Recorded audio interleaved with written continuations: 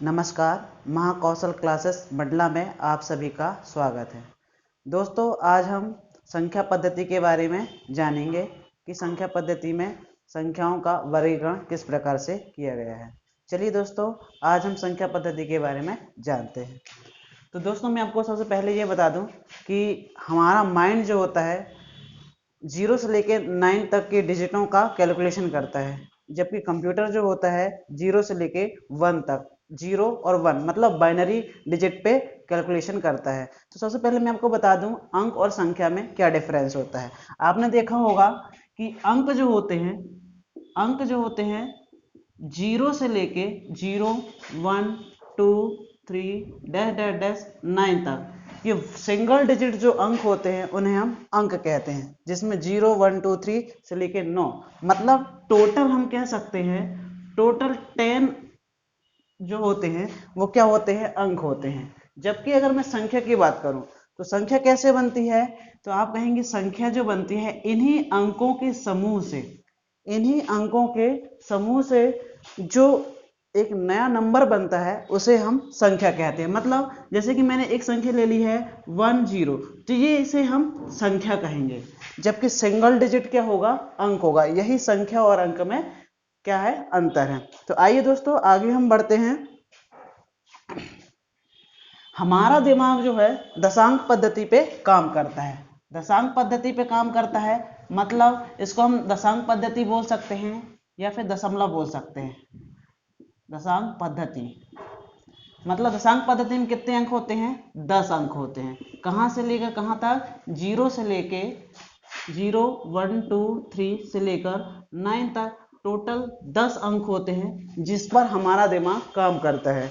जबकि यहीं पे अगर देखा जाए कंप्यूटर की बात की जाती है तो वहां पे बाइनरी पद्धति बोलते हैं।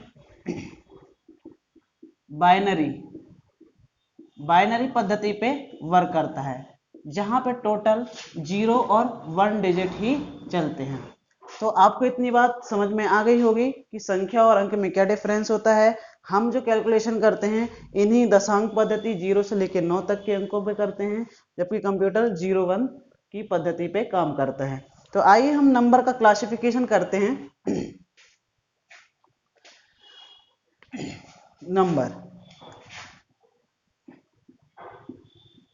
नंबर को दो भागों में बांटा जा सकता है। नंबर को या संख्या को हम दो भागों में बांट सकते हैं। कितने भागों में, दो भागों में। पहला होता है, इसको बोल सकते हैं रियल नंबर या वास्तविक संख्या।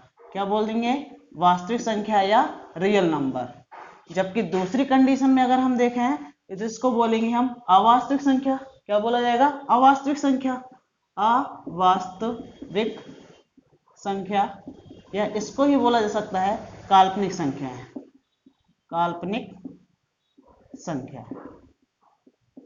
दोस्तों, अगर हम अवास्तविक संख्या को समझ गए तो हमें वास्तविक संख्या को पहचानने में कोई तकलीफ नहीं होगी। वैसे आप देखिए माइनस इन्फिनिटी से लेकर प्लस इन्फिनिटी तक, इन्फिनिटी मतलब अनंत होता है, माइनस अनंत से लेकर प्लस अनंत तक, इस दंड आरेख में जितनी भी संख्याएं आती हैं वो सब संख्या क्या कहलाती हैं, वास्तविक संख्या कहलाती हैं। इसमें माइनस की संख्या भी आएगी और प्लस की भी संख्या है, लेकिन ये संख्या माइनस से प्लस तक की जितनी भी इन्फिनिटी तक जितनी भी संख्या आएंगी वो सब वास्तविक संख्या कहलाएंगी। ये हुई तो वास्तविक संख्या है। तो अवास्तविक संख्या क्या होंगी, अवास्तविक संख्या वे संख्या होती हैं जो एक अंडर रूट में माइनस के रूप में होती है। जैसे कि कोई संख्या है -1 और इसका मैं अंडर रूट ले लूं तो ये संख्या क्या कहलाएगी, हमारी अवास्तविक संख्या है। जैसे कोई और संख्या ले लूं मैंने -3, -7, कोई भी ऐसी संख्या जिसको मैं माइनस की हो और उसको अंडर रूट ले लूं तो ये संख्याएं जो होती हैं अवास्तविक संख्या है। आपको पता होगा i = होता है -1, अंडर रूट -1। इसे आयोटा बोला जाता है, आयोटा का फॉर्म बोलते हैं। इससे संबंधित जितनी भी संख्या आएंगी वो सब क्या कहलाएंगी, अवास्तविक संख्या। इन संख्याओं को छोड़ने के बाद जितनी भी बची हुई संख्या होती हैं वो सभी क्या होती हैं, वास्तविक संख्या होती हैं। एक और होता है दोस्तों सम्मिश्र संख्या। सम्मिश्र संख्या क्या होती है, सम्मिश्र संख्या। सम्मिश्र संख्या ऐसी संख्या होती है जिसमें वास्तविक संख्या भी सम्मिलित हो और अवास्तविक संख्या भी होती है। जैसे कि कोई भी एक ऐसा फॉर्म जो a प्लस IB के फॉर्म में होती है, जो भी संख्या a प्लस IB के फॉर्म में होती है वो सारी संख्या क्या कहलाती है? सम्मिश्र संख्या। जहां पे a का मान कोई भी वास्तविक संख्या हो सकता है और IB फॉर्म में क्या होगा?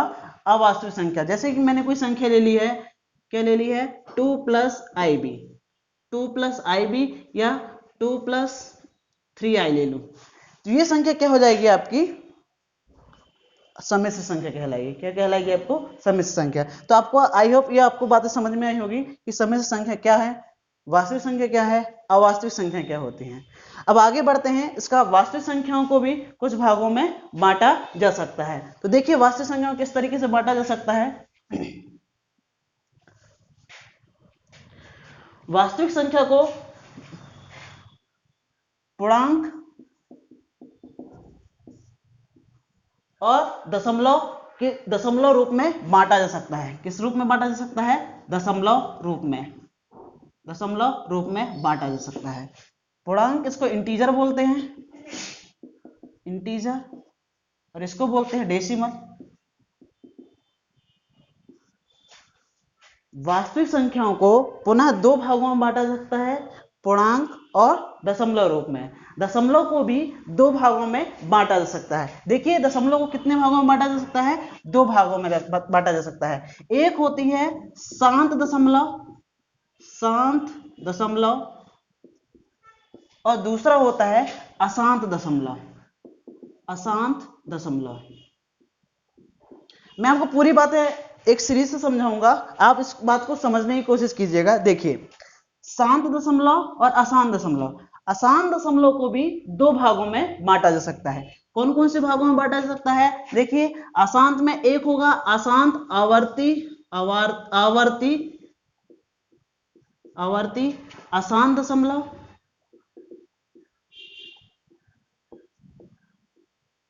और दूसरा होगा अनावर्ती अशांत दशमलव।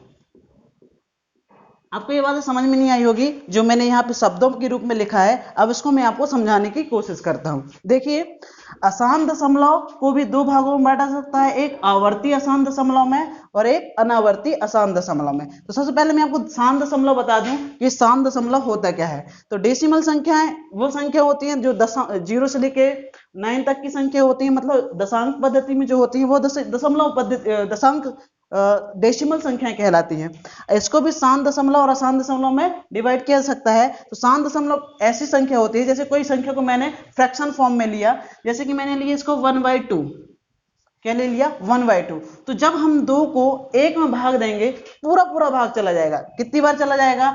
0.5 बार। या फिर कोई और संख्या ले लीजिए 5/2 ले लीजिए, इसमें भी अगर आप भाग देंगे तो कितनी बार चला जाएगा? देखिए 2 दूनी 4, दशमलव आएगा 2 पंचे 2.5 बार कितना पूरी तरह से भाग चला जाएगा। इसी प्रकार मतलब मैं कह सकता हूं दशमलव रूप में वे सभी संख्याएं जिनका पूरी तरह से क्या हो जाता है? भाग चला जाता है। जैसे कि 0.5 हुआ, 0.6 है, 0.98, 0.127, ऐसी वो सभी संख्याएं जो दशमलव के पूरे रूप में शांत हो जाती है या दशमलव के एक निश्चित क्रम तक ही संख्या रिपीट होती हैं, इसके बाद ये संख्या आगे नहीं बढ़ती, तो ये संख्या क्या कहलाती हैं? शांत दशमलव कहलाती हैं। ठीक है। और अशांत दशमलव वो संख्या होंगी जिनका जो कभी शांत नहीं होगी। जैसे कि एग्जांपल के लिए इसमें आवर्ती और अनावर्ती लिया, तो आवर्ती और अशांत दशमलव को लेते हैं तो इसमें क्या होगा? देखिए यहां पे मैं ऊपर लिख देता हूं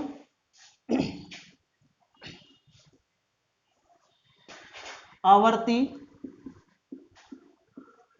अशांत दशमलव क्या होगा? देखिए जैसे कोई संख्या मैंने लिया 0.25, 25, 25, ये संख्या बार बार रिपीट हो रही है, आगे तक रिपीट होते जाएगी।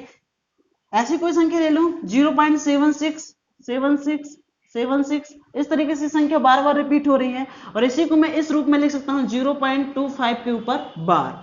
इसको भी ऐसा लिख सकता हूं 0.76 के ऊपर बार।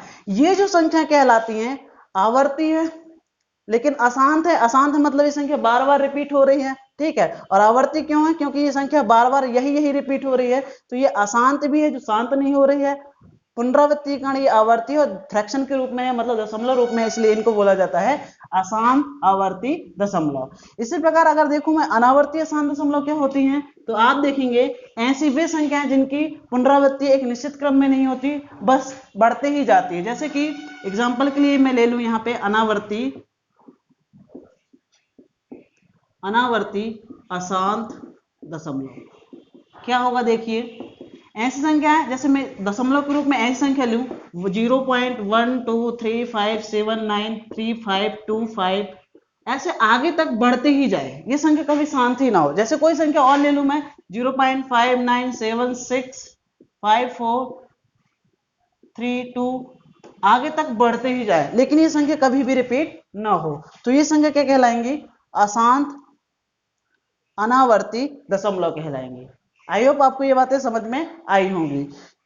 एक बार पुनः बता दूं मैं आपको, शांत दशमलव क्या होगा?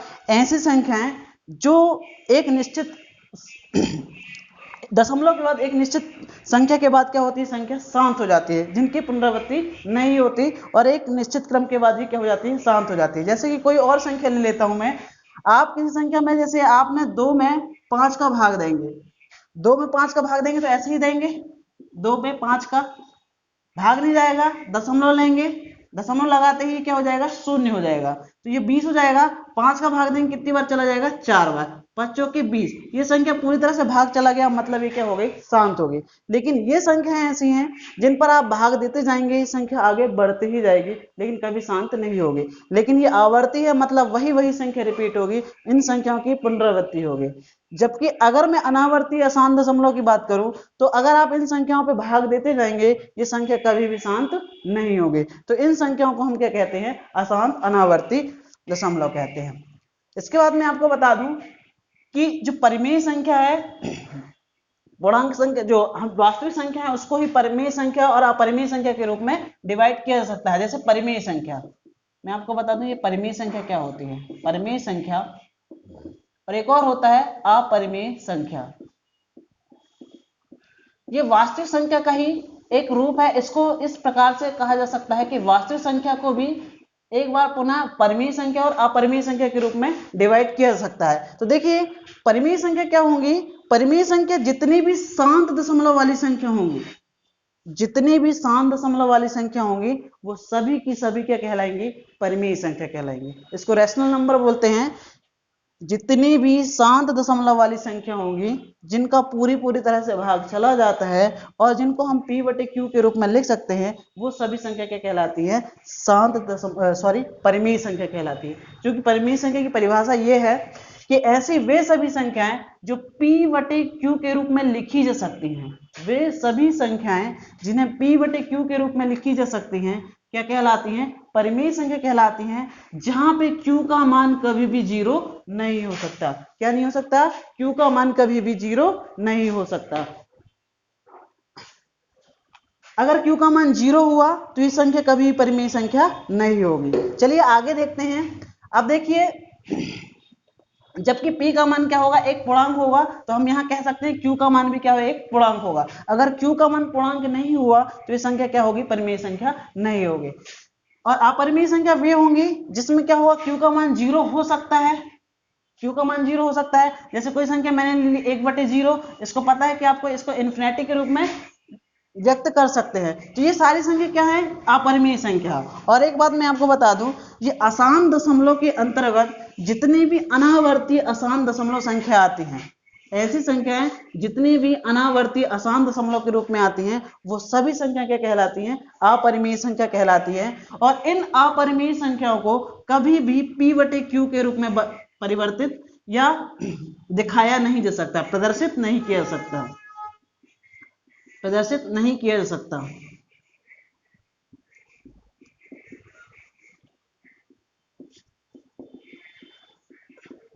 सकता है। ऐसी कौन कौन सी संख्या है जो अपरिमेय संख्या है? तो आप जितने भी करने के फॉर्मेट में आप देखेंगे, जितने भी करने के रूप में फॉर्मेट संख्या होंगी, जैसे कि मैंने कोई संख्या ले ली है, करनी 2। करनी 2 क्या है? ये अपरिमेय संख्या है, जबकि इसका मान हम मानते हैं 1.141। यही होता है। करनी 3 का मान कितना होता है? 1.732। आगे तक चलते रहते हैं तो आप देखेंगे करनी 2 जो है एक अपरिमेय संख्या है, जबकि इसका मान 1.14 जो 1 माना जाता है, ये क्या होता है? एक परिमेय संख्या होती है। क्यों? क्योंकि 1.141 को हम p/q के रूप में, मतलब एक भिन्न के रूप में प्रदर्शित कर सकते हैं। कैसे? दशमलव को तोड़ेंगे तो बटे क्या हो जाएगा? 1 2 3। मतलब ये संख्या क्या है? एक परिमेय संख्या है। क्यों? क्योंकि इसे हम p/q के रूप में लिख पा रहे हैं। लेकिन करनी 2 परिमेय संख्या क्यों नहीं है? इसका कारण ये है कि ये संख्या का अगर हम करनी 2 का मान निकालेंगे तो इस संख्या का मान निरंतर बढ़ता जाएगा, ये कभी भी शांत नहीं होने वाले। ये 1.141 जो है इसको हम अप्रोक्सीमेट या लगभग मान मानते हैं कि इसका करनी 2। इसीलिए अगर हम पर्टिकुलर आपके क्वेश्चन में आ जाए कि 1.4141 क्या परिमेय संख्या है? तो ये परिमेय संख्या है। जबकि अगर आपसे पूछ लिया जाए करनी 2 परिमेय संख्या है, तो करनी 2 कभी भी परिमेय संख्या नहीं होगी। क्यों नहीं होगी? इसका कारण यह है कि करनी 2 का मान आप निकालेंगे तो इसका मान लगातार अनावर्ती आसान दशमलव की तरह क्या होगा? निकलते चला जाएगा। जबकि अगर आपके लिए डायरेक्टली अगर क्वेश्चन में आपसे यही पूछा जाता है क्या 1.141, तो ये एक परिमेय संख्या के रूप में लिख सकते हैं। इसको हम इस p/q के रूप में प्रदर्शित कर सकते हैं, इसलिए ये संख्या क्या होगी? परिमेय संख्या होगी। ऐसे एक पूछा जाता है क्या पाई एक परिमेय संख्या है? तो पाई एक परिमेय संख्या नहीं है, मतलब अपरिमेय संख्या है। पाई क्या है? अपरिमेय संख्या है। जबकि पाई का मान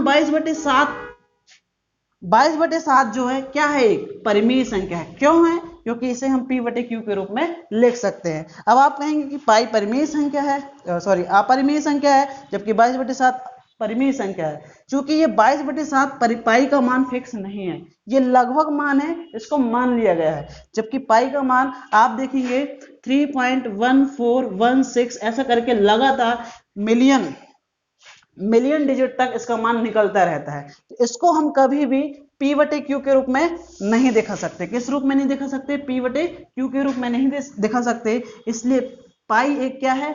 अपरिमेय संख्या है, जबकि 22/7 क्या है? परिमेय संख्या है। आई होप आपको ये बातें समझ में आई होगी। तो आज के लिए इतना ही रखते हैं। इसके आगे अगले वीडियो में आपको इसके आगे का मैं आपको एक्सप्लेन करूंगा। तो थैंक यू। अगर आपको ये बातें समझ में आई हो और मेरे द्वारा बनाया गया ये वीडियो आपको पसंद आया हो, प्लीज लाइक एंड कमेंट कीजिए। Thank you.